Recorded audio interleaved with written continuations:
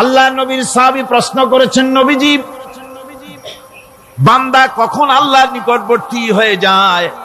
নবীজি বলেছেন, বান্দা যখন সেজদা দেয় তখন আল্লাহর বান্দার মাঝে কোনো হিজাব থাকে না, একদম আল্লাহ পাকের নিকটবর্তী হয়ে যায় বান্দা যখন সেজদায় পড়ে যায়। সুতরাং নামাজ হচ্ছে নিকটবর্তী হওয়া, সালাত এটা হচ্ছে নিকটবর্তী হওয়া। নামাজ ফরজ হওয়ার কারণ হচ্ছে এই যে মানুষ আল্লাহর বান্দা বা গোলাম হিসেবে সৃষ্টি হয়েছে, তাই একমুখী হয়ে এর বন্দিগি করা এটা হচ্ছে তার স্বাভাবিক একটা প্রকৃতি। আল্লাহ রাব্বুল আলামিন এই প্রকৃতির দাবি মিটাবার জন্যই নামাজের ব্যবস্থা করেছেন। মানুষের ফিতরত, মানুষের নেচার, মানুষের ফিতরত হচ্ছে এই যে কারো না কারো কাছে মাথা নত করা, হাত জোড় করা, মাথা নত করা, সার্বভৌমত্বের মালিক কাউকে মনে করা, হাত জোড় করতে হলে, মাথা নত করতে হলে, সার্বভৌমত্বের মালিক হিসেবে কাউকে গ্রহণ করতে হলে আল্লাহর বিকল্প কেউ আছে নাকি? ইসলামের মূল দাওয়াতটা হলো ফিতরাত অনুযায়ী দাওয়াত দেওয়া হয়েছে, মানুষ যেন মাথা নত করে, গোলামি করে। এজন্য আল্লাহ রাব্বুল আলামিন বলেছেন যে আমি মানুষ এবং জিনকে সৃষ্টি করেছি, তার কারণটাই হলো মা খালাকতুল জিন্না ওয়াল ইনসা ইল্লা লিয়াবুদুন। মানুষ আর জিন জাতিকে সৃষ্টি করা হয়েছে ইবাদতের জন্য, গোলামির জন্য। ইবাদত আর গোলামি এটাই করতে হবে, গোলামি করতে হবে, দাসত্ব করতে হবে। আর এই দাসত্ব, আল্লাহর আনুগত্যই গোলামির দাওয়াত দিয়েছেন দুনিয়ার সব নবীরা। কোন নবী বলেন নাই যে আমার গোলামি করো, কেউ বলেছেন? বলেন জোরে, কেউ বলেছেন? আল্লাহ পাক বলেন, ওয়ালাকাদ বা'আসনা ফি কুল্লি উম্মাতির রাসূলা আন ইবুদুল্লাহা ওয়াজতানিবুত তাগুত।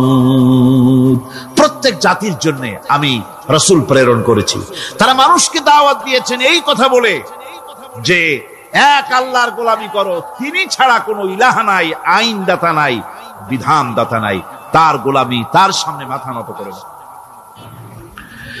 নামাজ হচ্ছে তাওহীদের অবশ্যম্ভাবী এক বহির্প্রকাশ।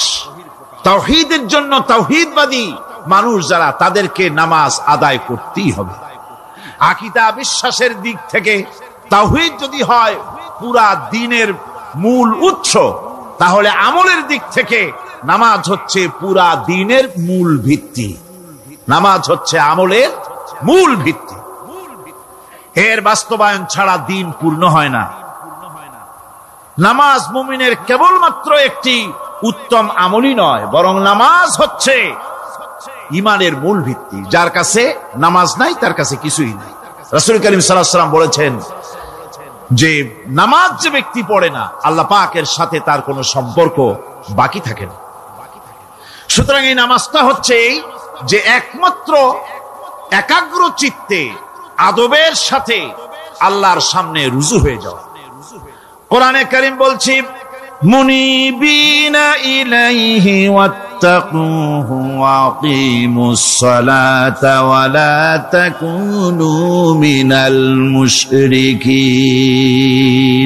তোমরা আল্লাহর দিকে রুজু হয়ে যাও এবং তাকে ভয় করে অন্যায় কাজ থেকে বিরত থাকো, আর নামাজ কায়েম করো, মুশরিকদের অন্তর্ভুক্ত হয়ে যেও না। নামাজ কায়েম করা, নামাজের আদেশ কোরআনে কারীমের মধ্যে আল্লাহ পাক বহু জায়গায় করেছেন। ঈমানের পর নামাজই হচ্ছে সবচেয়ে বড় জরুরি।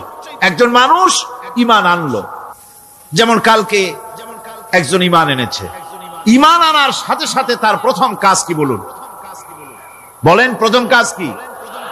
ফজরের নামাজের আগে একজন ইসলাম কবুল করলেন, তার প্রথম দায়িত্ব নামাজকে আদায় করে দেওয়া, ফজরের নামাজ পড়া। জোহরের আগে কেউ ঈমান আনলো, তার প্রথম দায়িত্ব জোহরের নামাজ আদায় করা। আসরের নামাজের আগে ঈমান এনেছে, তার প্রথম দায়িত্ব হলো আসরের নামাজ আদায় করা। তার মানে হলো ঈমান আনার পর একজন ইমানদারের প্রথম দায়িত্ব হচ্ছে নামাজ। গুরুত্বপূর্ণ বিষয়, খুব ভালো করে শুনতে হবে, ইয়াদ রাখতে হবে প্রত্যেকটি মুসলমানের। এই নামাজ কি জিনিস, কেমনে আদায় করতে হবে, আদায় না করলে কি হবে, গুরুত্বপূর্ণ এই কথাগুলি প্রত্যেকের স্মরণ রাখতে হবে। কিয়ামতের দিন মানুষ যে জাহান্নামে যাবে, জাহান্নামের জন্য, জাহান্নামে যে সব কারণে যাবে তার মধ্যে বড় কারণ কালকে বলেছিলাম, দেখি মনে আছে নাকি, বড় কারণ কয়টা? কয়টা? আলহামদুলিল্লাহ মনে আছে। আল্লাহ রাব্বুল আলামিন বলেন, ইয়াতাসাআলুনা আনিল মুজরিমিন, কিয়ামতের দিন অপরাধীদেরকে জিজ্ঞেস করা হবে, মা সালাকাকুম ফি সাকার, জাহান্নামে কেন আসছো? জবাবে তারা বলবে, ক্বালু লাম নাকু মিনাল মুসাল্লিনা ওয়া লাম নাকু নুতঈমুল মিসকিন, নামাজ পড়ি নাই আর এতিম মিসকিনদের খেতে দেই নাই, এই কারণেই জাহান্নামে এসেছি। কল নাউযুবিল্লাহ। নামাজ যারা পড়বে না জাহান্নামে যেতে হবে। কোথায় যেতে হবে? আকীদাগত দিক থেকে ঈমান হলো তাওহীদের স্বীকৃতি, আর আমলের দিক থেকে নামাজ হচ্ছে তাওহীদের বহিঃপ্রকাশ। আপনি মুসলমান তা প্রমাণ হবে নামাজ দিয়ে। নামাজহীন ঈমানের দাবি মূল্যহীন। যার নামাজ নাই তার ঈমানের দাবি করার কোনো মূল্যই নেই। অনেকে এরকম কথা বলে, হুজুর আমি মানুষটা নিতান্ত খারাপ না, যাই মনে করেন, গ্রামে রাস্তা বানাইছি, ব্রিজ করে দিয়েছি, কালভার্ট করেছি, এতিম মিসকিনরে তাও মাঝে মধ্যে খাবার দেই, বিধবারে কাপড় চোপড় দেই, মানুষটা আমি নিতান্ত খারাপ না, তবে এই মাঝে মধ্যে একটু নামাজ পড়ি না, তাতে কি আমার ঈমান নষ্ট হয়েছে নাকি? আমি বলি, ভাই ঈমানই তো নাই, নষ্ট হবে কি? ঈমান থাকলে না নষ্ট হবে? ঈমান নাই। সুতরাং একজন মুসলমান যদি নামাজ না পড়ে, নিজেকে মুসলমান বলে দাবি করার কোন হক তার না, দাবি করার অধিকার না। নামাজ হচ্ছে জিন্দেগি, নামাজটাই মূলত জিন্দেগি। নামাজটা কি? জিন্দেগি। আল্লাহ রাব্বুল আলামিন শিখাচ্ছেন, কুল ইন্না সালাতি ওয়া নুসুকি ওয়া মাহইয়ায়া ওয়া মামাতি লিল্লাহি রাব্বিল আলামিন। মুহাব্বতের সাথে সবাই পড়েন, কুল ইন্না সালাতি ওয়া নুসুকি ওয়া মাহইয়ায়া ওয়া মামাতি লিল্লাহি রাব্বিল আলামিন। বলো আমার নামাজ, বলো আমার নামাজ, আমার কোরবানি, আমার হায়াত, আমার মত সবকিছু আল্লাহ রব্বুল আলামিনের জন্য নিবেদিত। আমার বেঁচে থাকা, আমার মরে যাওয়া সব আল্লাহর জন্য। সে আল্লাহ রব্বুল আলামিন, তার জন্য সবকিছু নিবেদিত করতে হবে। আল্লাহ পাকের গোলাম আমাদের বানিয়েছেন, আল্লাহ আমাদের গোলামি করা লাগবে। আর গোলামির নমুনা যাকাত দিয়া, হজ দিয়া, দান দিয়া, সদকা দিয়া, কোন জিনিস দিয়ে নামাজের মতো গোলামির উৎকৃষ্ট প্রমাণ বা নমুনা আর কিছুতে নাই। আমি যে গোলাম তার উৎকৃষ্ট প্রমাণ হচ্ছে নামাজ। নামাজেই একটা মানুষ গোলামির অনুভূতিতে তাকে নিয়ে যায়। বাদশাহ হোক, মন্ত্রী হোক, পীর হোক, মওলানা হোক, মুহাদ্দিস হোক, বড় লোক হোক, গরিব হোক, পুরুষ হোক, নারী হোক, যাই হোক, নামাজে দাঁড়াইলো, একেবারে কান্দারে ধরিয়া, কানের কাছে হাত দিয়া, হাত দুটো বাঁধিয়া, মাথা নিচের দিকে দিয়ে দাঁড়ায় গেল। কিসের মতো? আসামির মতো, গোলামের মতো। সুবহানাল্লাহ। এদিক ওদিক তাকাইতে পারবা না, চোখটা থাকবে সেজদা যেখানে দিবা সেখানে। তাকানো নিষেধ, সেজদার দিকে তাকাও। এরপরে যখন রুকুতে গেলেন, গোলামির নমুনা হয়ে গেল। গোলামের এরকম মাথা নিচু করে থাকতে হয় প্রভুর সামনে। গেলেন রাজা, বাদশা, বড় লোক, সব অহংকার চূর্ণ হয়ে গেল। নাক আর কপাল দিয়া আমার মাবুদের দরবারে মাথাটা লাগাই দিলাম জমিনের উপরে। সুবহানাল্লাহ। আমি আমার ভাষায় বলি, আমি আমার ভাষায় কথাটা এভাবে বলি, এই জমিনটা যদি কাগজ হয় আর আমার নাকটার কপালটা যদি কলম হয়, তাহলে আমি যে গোলাম দৈনিক 5 বার আমার নাক আর কপাল দিয়া জমিন নামক কাগজের উপরে, দাস খতের উপরে দৈনিক 5 বার নাক আর কপাল দিয়া সই করে দেই, আল্লাহ আমি তোমার গোলাম আর কারো গোলাম নই, আমি একমাত্র তোমার গোলাম। ঘুমের থেকে উঠে সেজদা দিয়ে বলি, দুপুরের সময় কাজ ফেলাইয়া আর একবার বলি, বিকেল আসার আগে আসরে আর একবার বলি, দিন যখন শেষ হয় আর একবার বলি, রাতে যখন শুতে যাই আর একবার সেজদা দিয়া ঘোষণা করি, মাবুদ আমি তোমার গোলাম। সুবহানাল্লাহ। নামাজ হচ্ছে ইসলামের গণ্ডির মধ্যে প্রবেশের প্রমাণ। কোরআনে কারীম বলছে, ফাইন তাবু ওয়া আকামুস সালাতা ওয়া আতাউজ যাকাতা ফাইখওয়ানুকুম ফিদ্দীন। সূরা তওবা এসেছে, তারা যদি তওবা করে আর নামাজ কায়েম করে, যাকাত যদি আদায় করে, তাহলে এখন তোমাদের সে দ্বীনি ভাই, এখন ভাই হয়ে গেল। একটু আগে ছিল কাফের মুশরিক, এখন তোমার দ্বীনি ভাই। দ্বীনের গণ্ডির মধ্যে প্রবেশ করা, কলেমা পড়ার সাথে সাথেই নামাজ। নামাজ হচ্ছে দ্বীনের প্রধান গেট, দ্বীনের প্রধান তোরণ। দ্বীনের মধ্যে প্রবেশ করার জন্য এই গেট দিয়ে প্রবেশ করতে হবে। সুতরাং এই নামাজের এতই গুরুত্ব দেওয়া হয়েছে। ইসলাম যদি ক্ষমতায় আসে, আল্লাহ যেন এনে দেন, জোরে কোন আমিন। ইসলাম যদি ক্ষমতায় এসে যায়, রব্বুল আলামিন তাফসীরের মাহফিল, কোরআন সামনে নিয়ে আশা করে তোমার দরবারে দোয়া করি, এই বিশাল জনসমুদ্রের দোয়া কবুল করো মাবুদ গো, এই বাংলাদেশকে ইসলামের দেশ বানাইয়া দাও। দেশটা যদি ইসলামের হয়ে যায়, আইন যদি আল্লাহর হয়, শাসন যদি সৎ লোকেরা করে, রব্বুল আলামিন কোরআন শরীফে বলেন, তাহলে তারা 4টা কাজ করবে। আল্লাযীনা মাক্কান্নাহুম ফিল আরদ আকামুস সালাতা ওয়া আতাউজ যাকাত ওয়া আমারু বিল মা'রুফি ওয়া নাহাউ আনিল মুনকার। মুমিনেরা ক্ষমতায় এসে প্রথম যে কাজটা করবে, প্রথমে ক্ষমতা এসেই নামাজ বাধ্যতামূলক করবে। প্রথম কি? ওয়াজ নসিহতে অনুরোধ করা হবে না, বাবাজিরা আল্লাহর রাস্তায় নামাজটা পড়ে না। রেডিও এবং টেলিভিশনের মাধ্যমে রাষ্ট্রপ্রধান অর্ডার করে দিবেন, যারা আকেল বালিগ সকলের জন্য নামাজ বাধ্যতামূলক, নামাজ পড়তেই হবে, এটা অর্ডার। বেলা যখন 1টা বেজে যাবে, বেলা যখন 1টা বাজবে, সমস্ত মসজিদে আজান শুরু হয়ে যাবে। আজানের সাথে সাথে অফিস, আদালত, কল কারখানা, ক্ষেত খামার, শিক্ষাঙ্গন সব ডেডলক হয়ে যাবে। আধা ঘন্টার জন্য বন্ধ হয়ে যাবে। যারা মুসলমান অফিসে, কলেজে, ইউনিভার্সিটিতে, সর্বত্র তারা নামাজের জন্য প্রস্তুতি নেবেন।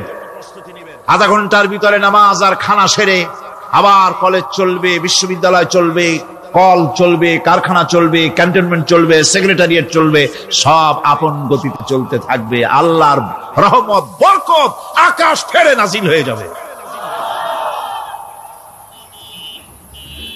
আর এই অর্ডার যে দেওয়া হবে, নামাজ পড়বেন, নামাজ পড়বেন সেখানে।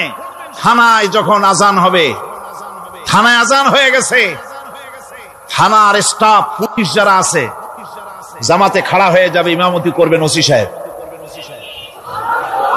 এসপির অফিসে এসপি সাহেব ইমামতি করবেন, ডিসি সাহেব তার অফিসে ইমামতি করবেন, মন্ত্রী সেক্রেটারিয়েট ইমামতি করবেন, প্রেসিডেন্ট বঙ্গভবন ইমামতি করবেন, বিশ্ববিদ্যালয়ের ভাইস চ্যান্সেলরের ইমামতিতে সে জায়গার মুসলমান ছাত্র ছাত্রী, শিক্ষক শিক্ষয়িত্রী এক জামাতে নামাজ আদায় করবে। এই যদি হয় চিত্র দেশের, অপরাধ থাকবে? থানায় ওসি সাহেব নিজেই যদি জামাতের ইমামতি করেন, এইভাবে নামাজ আদায় করেন পুলিশদের নিয়ে জামাতে, ঘুষ আর খাবে তারা? এসপি সাহেবের অফিসে, ডিসি সাহেবের অফিসে মন্ত্রীরা যদি ভাবে নামাজ কায়েম করে, তাহলে কি অন্যায় অপরাধ কিছু থাকবে সমাজে? থাকবে না। সুতরাং নামাজ বাধ্যতামূলক করে দেওয়া হবে। নামাজ বাধ্যতামূলক, সকলকে নামাজ পড়তে হবে। নামাজ হচ্ছে অপকর্মের প্রতিবন্ধক। নামাজ পড়লে অন্যায় কাজ থেকে বাঁচার পর, অন্যায় থেকে বাঁচাই কিসে? নামাজ। আল্লাহ রাব্বুল আলামিন বলেন, উতলু মা উহিয়া ইলাইকা মিনাল কিতাবি ওয়া আকিমিস সালাম ইন্নাস সালাতা তানহা আনিল ফাহশাই ওয়াল মুনকার। হে নবী, এই কিতাব তেলাওয়াত করো, যা তোমার প্রতি অবতীর্ণ করা হয়েছে, এই কিতাব তেলাওয়াত করো আর নামাজকে প্রতিষ্ঠা করো। নিঃসন্দেহে নামাজ মানুষকে পাপাচার থেকে বাঁচায়া দেয়। অশ্লীলতা, পাপাচার থেকে মানুষকে বাঁচায় কে? জোরে চিল্লায় কোন কে? নামাজ। এই নামাজ মানুষকে অন্যায় কাজ থেকে বাঁচায় দেয়।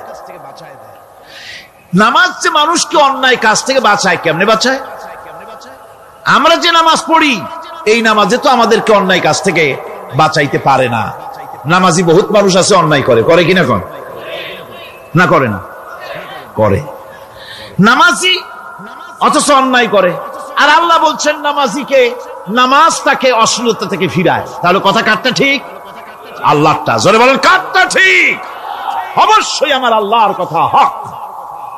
আমি ভুল করতেছি, আমি যেন কোথাও ভুল করতেছি, সামথিং ইজ রং, কোথাও যেন আমরা ভুল করে বসতেছি, সেই ভুলটা কি আমরা আবিষ্কার করতে চেষ্টা করবো ইনশাআল্লাহ। প্রথম যে কথাটা সেটা হচ্ছে যে আমরা যা নামাজে পড়ি আমরা তা বুঝি না। কথা ঠিক কিনা? আমি যদি এখন প্রশ্ন করি সামি আল্লাহু লিমান হামিদা অর্থ কি, কোন ফার্স্ট ডিভিশনে কয়েকটা লেটার নিয়ে ফেল করবেন, এরকম লোক আছেন না নাই? সুবহান রাব্বিয়াল আলা অর্থ কি জানি না, সুবহান রাব্বিয়াল আযীমের অর্থ কি জানি না, দোয়া কুনুত অর্থ কি জানি না, তাশাহুদ অর্থ কি জানি না, সূরা ফাতিহার অর্থ কি জানি না। এমন কি উযুর মধ্যে কয়টা ফরজ তাও অনেকের জানা নাই। কথা কি বেশি বললাম না ঠিক বলছি? একজনে জিজ্ঞেস করলো, মিয়া উযুতে কয় ফরজ?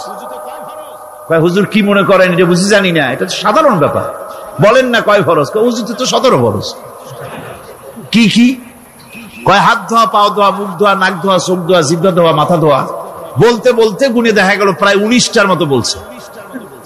বলা হলো, মিয়া বললেন আপনি উযুতে ফরজ 17টা, কইলেন আপনি 19টা। কয় হুজুর জানি আরো, বলি না আপনাদের ভয়তে। উযু জানে না, নামাজ জানে না, তাকে এই নামাজ কেমনে ফিরাবে অন্যায় কাজ থেকে? কথা বুঝতে পেরেছেন? নামাজে আল্লাহু আকবার বললাম, এরপরে সানা পড়লাম, তারপরে সূরা ফাতিহা পড়লাম। সূরা ফাতিহার ভিতরে যে সমস্ত কথাগুলি বললাম সেই কথাগুলি বুঝি না, কি বলেছি তাও জানি না। এরপরে সুবহান রাব্বিয়াল আলা বলেছি, সুবহান রাব্বিয়াল আযীম বলেছি, সামি আল্লাহু লিমান হামিদা বলেছি, অর্থ কি জানি না।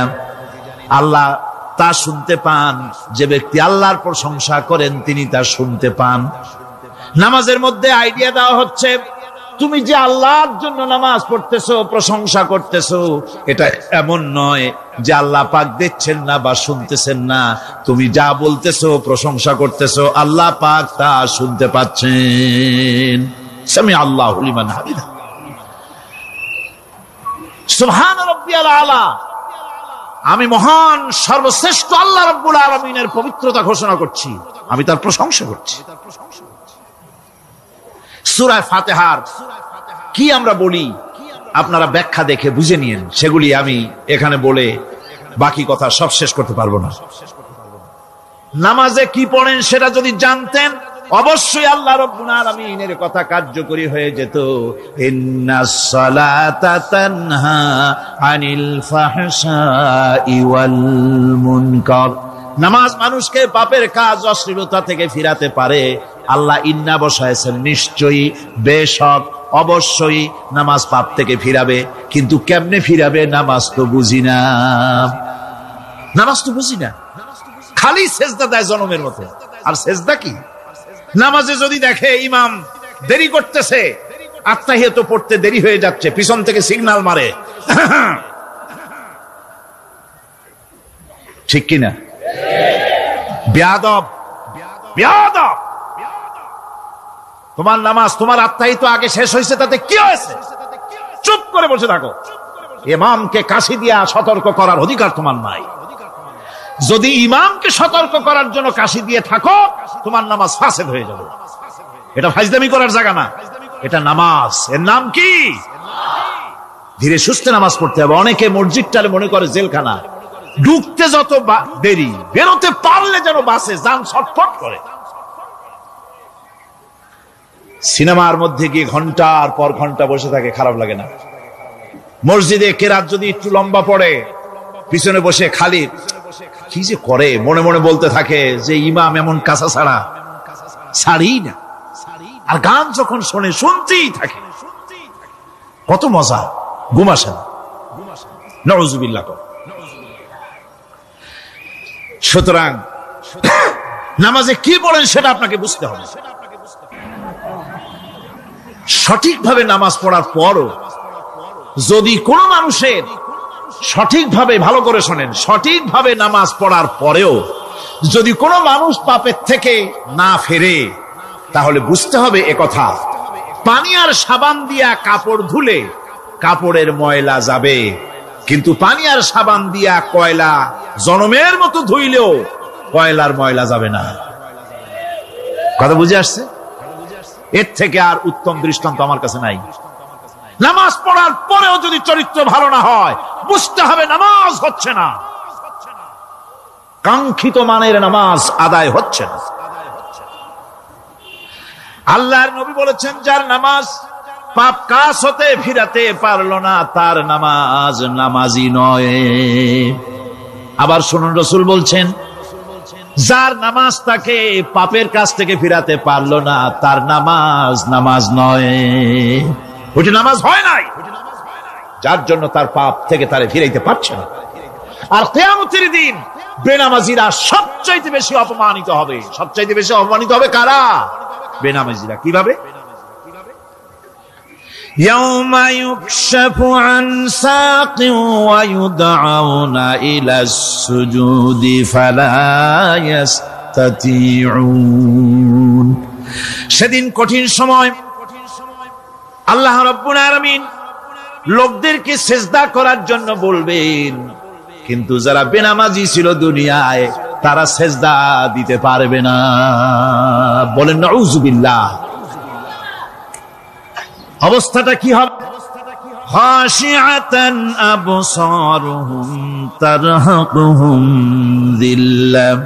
তাদের দৃষ্টি নিচু হবে, লাঞ্ছনা এবং অপমান তাদের উপরে চেপে বসবে, সিজদা দিতে পারবে না। আল্লাহ আমাদেরকে ক্ষমা করুন। কিয়ামতের দিন হযরত আদম আলাইহিস সালাম থেকে শুরু করে পৃথিবীর সমস্ত মানুষের সামনে আল্লাহ রাব্বুল আলামিন সিজদা করার জন্য অর্ডার করবেন। যারা নাকি বেনামাজি, ওরা আল্লাহর দরবারে সেদিন সিজদা দিতে পারবে না, লাঞ্ছিত, অপমানিত হবে। জোরে বলেন নাউযুবিল্লাহ।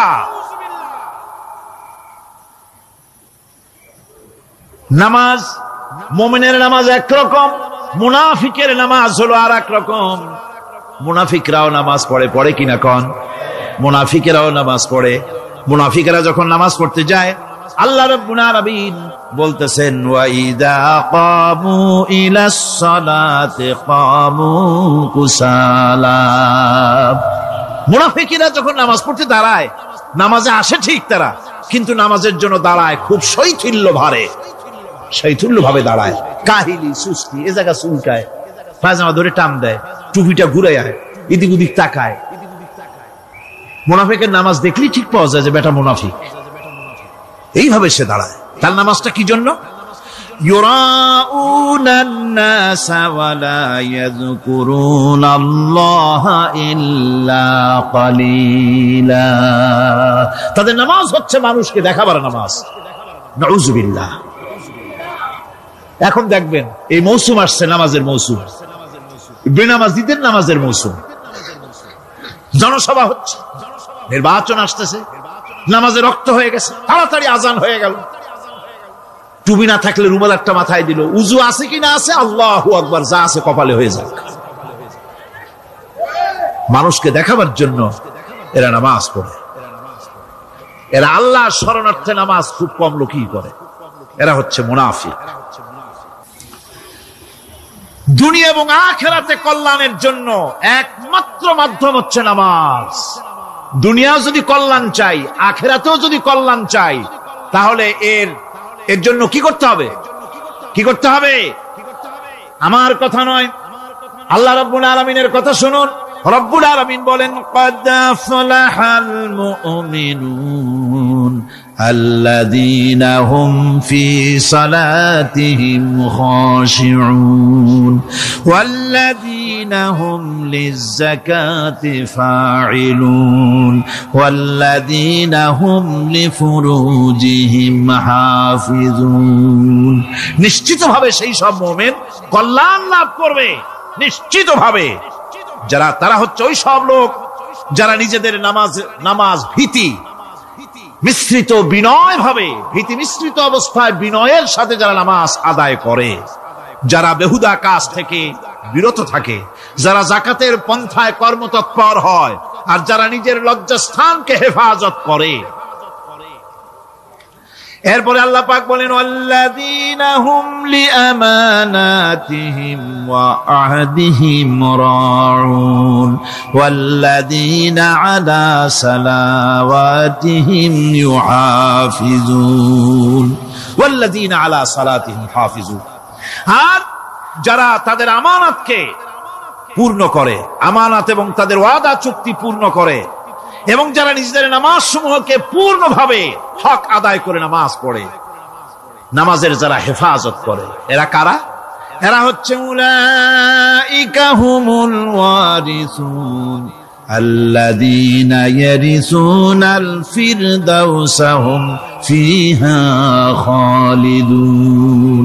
এরা হচ্ছে সেই সব লোক, এরা উত্তরাধিকার হচ্ছে জান্নাতের উত্তরাধিকার, জান্নাতুল ফিরদাউসে আল্লাহ রাব্বুল আলামিন এই গুণ বিশিষ্ট লোকদের জন্য জায়গা করে দিবেন। জোরে কোন সুবহানাল্লাহ। নামাজকে পড়তে বলা হয়নি, কোরআন শরীফে বলা হয়েছে নামাজ কায়েম করো। কি বলা হয়েছে কন্ত দেখি? নামাজ কায়েম করো, নামাজ পড়ো। এই কথা কিন্তু কোরআন শরীফে কোন জায়গায় আছে নাকি? এখন কায়েম করা কারে বলে? একটা গুরুত্বপূর্ণ আরেকটি বিষয়। নামাজ কায়েম করতে বলা হয়েছে। কায়েম কি? কায়েমটা হচ্ছে দৃষ্টান্ত স্বরূপ বলা যায় যে জিনিসটা সমাজে প্রতিষ্ঠিত আছে ওইটারে বলে কায়েম হওয়া, আর যেটা প্রতিষ্ঠিত নাই ওটা কায়েম নাই। কায়েম মানে হলো প্রতিষ্ঠিত থাকা। যেমন আমাদের দেশে, আমাদের সমাজে নারী পুরুষ শিশু বৃদ্ধ সকলেই কাপড় পরা, শাড়ি পরা, লুঙ্গি পরা, এই কাপড় পরাটা কায়েম আছে, প্রতিষ্ঠিত আছে না নাই? যার কারণে কাপড় পরা সমাজে কায়েম আছে বলে উলঙ্গ মানুষ সমাজে খুঁজে পাওয়া যায় না, পাগল ছাড়া। ঠিক কিনা? একটা বাচ্চাকেও যদি উলঙ্গ হতে বলেন এখানে, 5 বছর 6 বছর একটা বাচ্চাকেও, সে কিন্তু রাজি হবে না। ঠিক কিনা? যেহেতু কাপড় পরা সমাজে প্রতিষ্ঠিত আছে সেহেতু উলঙ্গ মানুষ পাওয়া যায় না, কাপড় পরাটাই এখানে প্রতিষ্ঠিত। সুতরাং এখন অবস্থাটা এই হয়েছে, কাপড় পরা প্রতিষ্ঠিত আছে বলে কোন উলঙ্গ মানুষ এসে যদি এই মঞ্চে দাঁড়ায় আর বলে আমাকে একটু বক্তৃতা করতে দেন, আপনারা কি করবেন? মঞ্চে তো উঠতেই দিবেন না। উলঙ্গ মানুষ যদি কোনো চাকরি নিতে যায় ইন্টারভিউতে, তাকে লাইনে দাঁড়াইতে দেবে? দেবে না।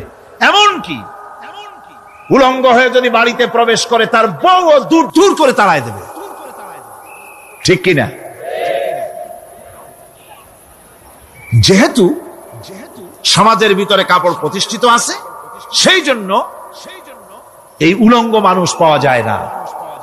অনুরূপ ভাবে নামাজ যদি প্রতিষ্ঠিত হতো সমাজের ভিতরে, তাহলে বেনামাজি খুঁজে পাওয়া যেত না। চাকরি করতে গেলে সেখানে নামাজ মানদণ্ড হয়ে যেত, নামাজ পড়ে কিনা তা দেখে নেওয়া হতো। বেনামাজি লোক পাওয়াই যেত না যদি প্রতিষ্ঠিত থাকতো। প্রথম প্রশ্নই হতো তুমি নামাজ পড়ো কিনা। ইলেকশনে যদি একজন উলঙ্গ মানুষ এসে দাঁড়ায়, ভাইরা এবার আমার বোতল মার্কা বাক্স, উলঙ্গ মানুষ এসে ভোটে দাঁড়াইছে, আপনারা ভোট দিবেন? দিবেন। ওইটা কাপড় প্রতিষ্ঠিত আছে বলে, লুঙ্গি প্রতিষ্ঠিত সমাজে আছে বলে উলঙ্গ মানুষকে আপনি ভোট দিবেন না। নামাজ যদি প্রতিষ্ঠিত থাকতো সমাজে, বেনামাজি মানুষ যদি এসে মঞ্চে দাঁড়ায়া যতই বলতো আমি ক্ষমতায় গেলে এই করব সেই করব, নামাজ প্রতিষ্ঠিত থাকলে পরে বেনামাজিরে কেউ ভোট দিত না। নামাজ যদি প্রতিষ্ঠিত থাকতো তাহলে অফিসের অফিসার তো দূরের কথা, বেনামাজি অফিসের ঝাড়ুদারের চাকরিও তার কিসমতে জুটত না যদি নামাজ প্রতিষ্ঠিত থাকত। এর নাম হলো নামাজ কায়েম হওয়া। নামাজ কায়েম থাকলে এই অবস্থার সৃষ্টি হতো। এই জন্য আল্লাহ পাক বলেছেন নামাজকে কায়েম করতে হবে। নামাজ হবে সব ভালো কাজের মানদণ্ড। সমস্ত ভালো কাজের মানদণ্ড কি? নামাজ। নামাজ আমাদেরকে বড় রকমের শিক্ষা দেয়। কি শিক্ষা দেয়? নামাজ আমাদের শিখায় ঐক্য আর ভ্রাতৃত্ব। ভ্রাতৃত্বের আর ঐক্যের শিক্ষা দেয়। এক নেতার আনুগত্য করা শিখায়। জামাত যত বড় হোক, ইমাম হবে কয়জন? একজন ইমাম হবে। আর এই ইমাম মানে কি? নেতা। ইমাম মানে কি?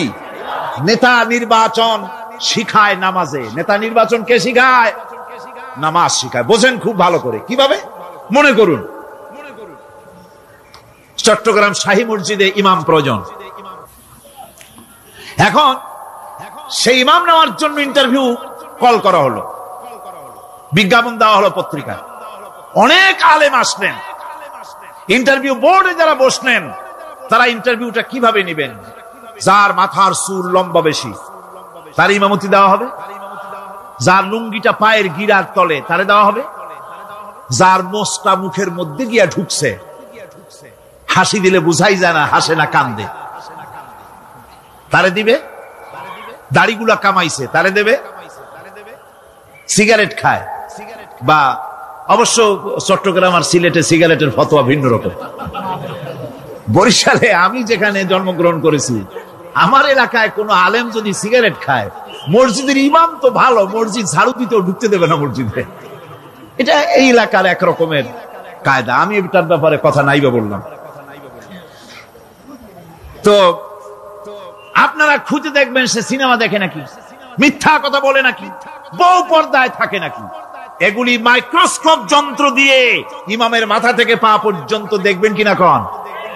আচ্ছা এবার কত দেখি এই ইমাম সাহেব ইমামতি করবে কতজন লোকের? 500, 1000। শাহী মসজিদে ধরেন 5000 লোক হইল। 5000 লোক, 5000 লোকের ইমাম নির্বাচনের সময় পা থেকে শুরু করে মাথা পর্যন্ত দেখেন, এমনকি বউ পর্যন্ত। বৌমনি আনিয়ে দেখেন না, পর্দায় থাকে কিনা এইটা আপনারা দেখেন, ঠিক কিনা? এ খবরটা নেন। 5000 লোকের একটা ইমাম বানাতে গিয়ে মাইক্রোস্কোপ যন্ত্র দিয়ে দেখেন মোষ কেমন, দাড়ি কেমন, চুল কেমন, পাও কেমন, হাত কেমন, হাতে নখ লম্বা কিনা, দাঁতে ছাতা কিনা, বউ পর্দায় থাকে কিনা, মিথ্যা কথা কয় কিনা, এত দেখেন। আর যখন নির্বাচন আসে তখন 2.5 থেকে 3 লক্ষ মানুষের জন্য একজন এমপি নির্বাচিত হয়। সেই ইমামকে বাছাই করার জন্য নামাজ পড়ে কিনা, জিনাকার কিনা, মদখোর কিনা, সুদখোর কিনা, ঘুষখোর কিনা, বদমাশ কিনা বাছাই করা হয় না।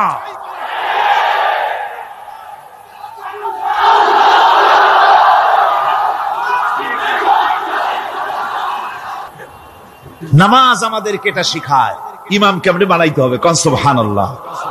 নামাজ ঐক্য শিখায়, নামাজ ভ্রাতৃত্ব শিখায়, নামাজ পারস্পরিক মহব্বত শিখায়, নামাজ নেতা কেমন হওয়া উচিত, নেতা নির্বাচন শিখায়। আবার নেতা ভুল করলে তার ভুল বলা যাবে না, এরকম হতে পারবে না। নামাজের ভিতরে ইমাম যদি ভুল করলে আপনি লোকমা দিবেন, সুবহানাল্লাহ, আল্লাহু আকবার বলবেন। যদি তিনি সংশোধন না হলেন আবার দেন, তাতেও সংশোধন হলো না আবার দেন। 3 বার লোকমা দেওয়ার পর যদি ভুল সংশোধন না করে নামাজ ছেড়ে দেন, ইমামকে বের করে দেন, নতুন ইমাম নিয়োগ করেন। যারা ক্ষমতায় যাবে, আপনি রাষ্ট্রের ইমাম যারে বানাবেন, সেই রাষ্ট্রীয় ইমাম যদি জনগণের ইচ্ছার বিরুদ্ধে যদি চলে, একবার লোকমান দেন, দুইবার লোকমান দেন, তিনবার দেন, তারপরেও যদি না নামে, ঘর ধরে নামেন। নামাজ আপনাকে নেতা নির্বাচন, নেতাকে প্রতিষ্ঠিত রাখা, নেতার আনুগত্য আপনাকে শেখায়। নামাজ লাইন সোজা করে দাঁড়াতে হবে। লাইন যদি বাঁকা করেন, আপনার কলজেটা ওরকম বাঁকা হয়ে যাবে। নাউযুবিল্লাহ। নামাজের কাতারে যার কারণে নামাজের কাতার বাঁকা হবে, পুরা কাতারের জন্য আল্লাহর কাছে ওই লোকটা দায়ী হয়ে যাবে। নামাজ শৃঙ্খলা শিখায়। সুবহানাল্লাহ কইতে ইচ্ছা করে না? নামাজ শৃঙ্খলা শিখায়, শৃঙ্খলা বোধ শিখায়, সোজা হয়ে দাঁড়ায়। তারপরে ঐক্য এবং মহব্বত শিখায়। নামাজের ভিতরে যখন দাঁড়ায় গেলেন, আমির দাঁড়ালো, ফকির দাঁড়ালো, মন্ত্রী দাঁড়ালো, তার ড্রাইভারও দাঁড়ায় গেল, একই কাতারে দাঁড়ায় গেছে। নামাজ পড়তে গিয়ে ড্রাইভারের পাও গিয়ে লেগেছে মন্ত্রীর গায়ে। নামাজ শেষ হওয়ার পর মন্ত্রীর বাবার ক্ষমতা নাই এ কথা বলার যে বেটা ড্রাইভার সলিমুদ্দি, তোর পাও লেগেছে আমার পায়ে, তোর চাকরি শুদ্ধা দোজকে পাঠায় দেব। পারবে বলতে? পারবে না। মিয়া মন্ত্রী সাহেব, এটা তোমার সেক্রেটারিয়েট না, এটা আল্লাহর ঘর। এটা কার ঘর? এক হি সব মে খড়ে হো গয়ে মাহমুদ ও আয়াজ, এক হি সব মে খড়ে হো গয়ে महमूद आयाज, न कोई बंदा रहा न कोई बंदा नवाज। एक ही कतारे दाঁড়িয়ে গেছে।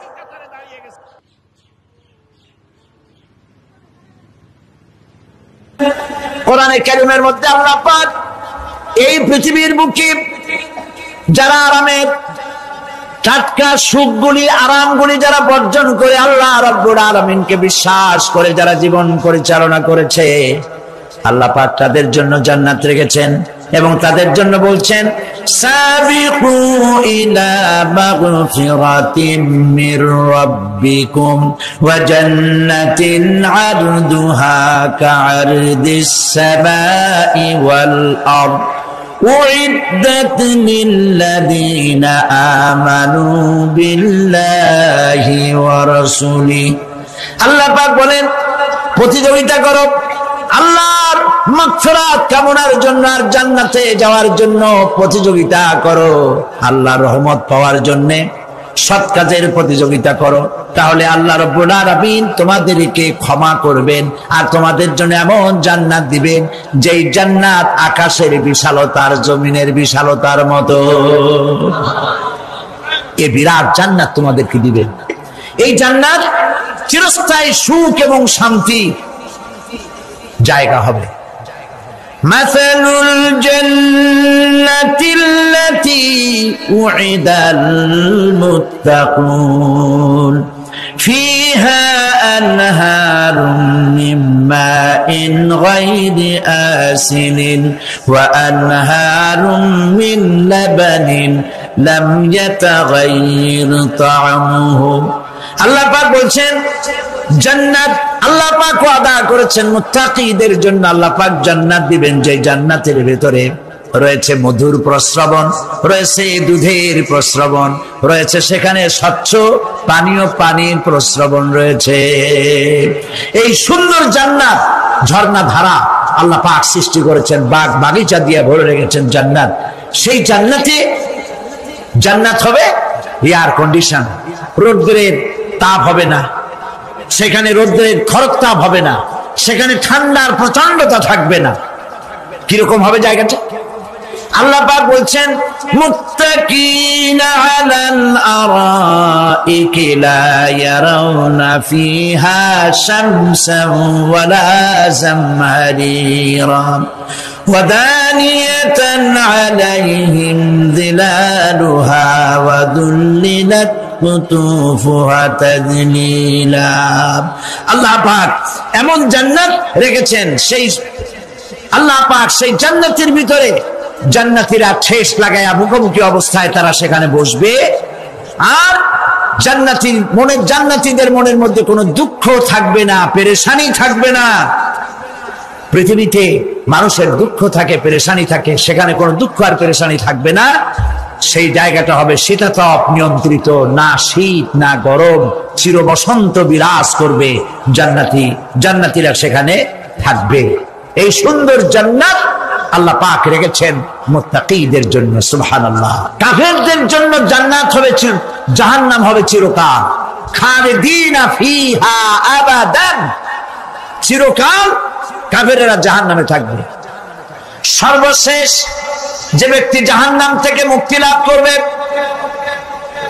তাকে আল্লাহ পাক বলবেন, ফেরেশতাদেরকে বলবেন, আমার ফেরেশতারা আমার এই বান্দাকে জান্নাত এবং জাহান্নামের মাঝখানে রেখে দাও। জান্নাত এবং জাহান্নামের মাঝখানে লোকটি যখন থাকার জায়গা পাবে, সে জান্নাতের দিকে তাকায়া দেখবে আর কাঁদতে থাকবে। আল্লাহ পাক জিজ্ঞেস করবেন, বান্দারে যুগের পর যুগ ধরে জাহান্নামে কেঁদেছো, আমি রব্বুল আলামিন জাহান্নাম মাফ করে দিয়া জান্নাত জাহান্নামের মাঝখানে রেখে দিয়েছি, আযাব থেকে তো বেঁচে গেছো, এখন কাঁদো কেন? লোকটি বলবে, রব্বুল আলামিন কান্দি এই কারণে, জাহান্নাম থেকে মাফ করেছো, তোমার শুকরিয়া আদায় করি। জান্নাত তো আমার কপালে নাই, কিসমতে নাই, কিন্তু জান্নাত আমি এখান থেকে দেখতে পাচ্ছি। জান্নাতের সুঘ্রাণ আমার নাকে আসতেছে, কপালে নাই যাওয়ার। আমি কাঁদি এই জন্য, তুমি যদি মেহেরবানি করে আমাকে জান্নাতের দরজার কাছে একটু দাঁড় করায় দিতা, প্রাণ ভরে তোমার জান্নাতের দৃশ্যটা একটু দেখতাম। আল্লাহ পাক তার আরজি পূরণ করবেন, বলবেন যাও। ফেরেশতাদের বলবেন, এর জান্নাতের দরজার কাছে দাঁড় করায় দাও। জান্নাতের দরজার কাছে দাঁড়িয়ে লোকটি আবার কান্না শুরু করবে। আল্লাহ পাক প্রশ্ন করবেন, এবার কান্দো কেন? লোকটি বলবে, রব্বুল আলামিন কান্দি এই কারণে, জান্নাতের এই দরজায় দাঁড়ায়া জান্নাতের অফুরন্ত নেয়ামত কিছুই ভালো করে দেখা যায় না, শুধু অল্প জায়গা দেখি। যদি তুমি আমারে দয়া করে জান্নাতের মাঝখানে দাঁড় করায় দিতা, চতুর্দিকে তাকায়া তাকায়া দেখা কলিজারে ঠান্ডা বানাইতাম। তবে আমি ওয়াদা করি, জান্নাতের কোন নাজ নেয়ামত, কোন ফল আমি খাবো না, ধরবো না, সইব না। একটুখানি মেহেরবানি করে মাঝখানে দাঁড় করাইয়া দাও, জান্নারে ঠান্ডা করি। আল্লাহ রাব্বুল আলামিন ফেরেশতাদের বলবেন, আমার এই বান্দারে জান্নাতের মাঝখানে দাঁড় করাইয়া দে। আল্লাহর নবী বলেন, জান্নাতের মাঝখানে দাঁড়িয়ে লোকটি আগের চাইতে আরো জোরে চিৎকার মেরে কাঁদতে থাকবে। আল্লাহ পাক বলবেন, বান্দারে কি হলো তোর?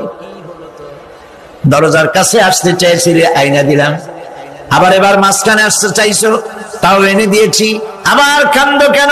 লোকটি বলবে, রব্বুল আলামিন এবার কান্দি এই জন্যে, তুমি যখন দয়া করে একটিবার জান্নাতের মাঝখানে এনে আমাকে দাঁড় করায় দিয়েছো, তুমি রহমান রহিম গফুরুর রহিম, এই জান্নাত থেকে আবার হাত বাইর করে দিও না। আল্লাহ রাব্বুল আলামিন বলবেন, ও আমার বান্দারে, আমার এই জান্নাত তোর খুব পছন্দ হয়েছে নাকি? লোকটি বলবে, রব্বুল আলামিন কলিজা ঠান্ডা হয়ে গেছে, ভাবতেও পারি নাই জান্নাত এত সুন্দর। আল্লাহ পাক বলবেন, বান্দারে এরকম একটি নয়, দুইটা নয়, তোর জন্য আমি 10টা জান্নাত এরকম রিজার্ভ করে রাখছি। সুবহানাল্লাহ। আল্লাহ পাককে ভয় করে পৃথিবীর সমস্ত পাপ থেকে যারা নিজেকে রক্ষা করবে, আল্লাহ তাদের জন্য এই জান্নাত রেখে দিয়েছেন। সুবহানাল্লাহ। সেই জান্নাতের রিসিপশন আপনারা আন্দাজ করতে পারবেন না, রিসিপশন কারে কয়। কি এর প্রধানমন্ত্রী আর প্রেসিডেন্ট, 4-5টা পুলিশ আর আর্মি আসে, একটা ফট করে সেলুট মারলো, বাস শেষ হয়ে গেল, এরকম না। জান্নাতীদেরকে রিসিপশন দেওয়া হবে।